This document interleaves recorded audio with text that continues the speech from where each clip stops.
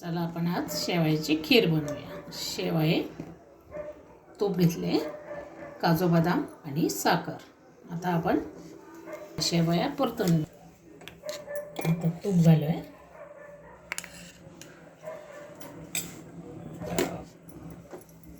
शेवया घालूया. शेवया जाड आहे कारण जाड शेवयाची छान होते.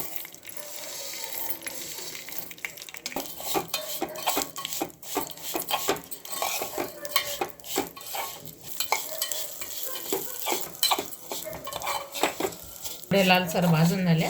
आता आपण काढून घेऊ. आता आपण शेवया थोड्या लालसर भाजून घेतल्या.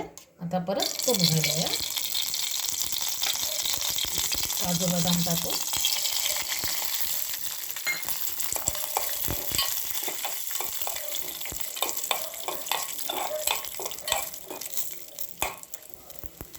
आता आपण दूध घालूया.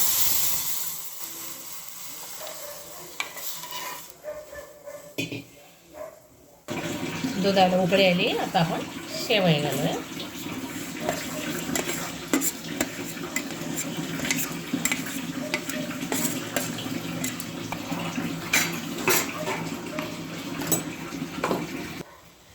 आता आपण साखर घालूया.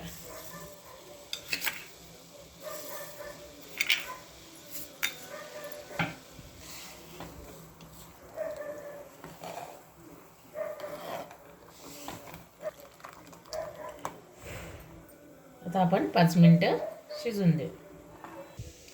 खीर बनवून झाली आपली. आता आपण काढून घेऊ. अशा प्रकारे आपली शेवयाची खीर बनवून झाली.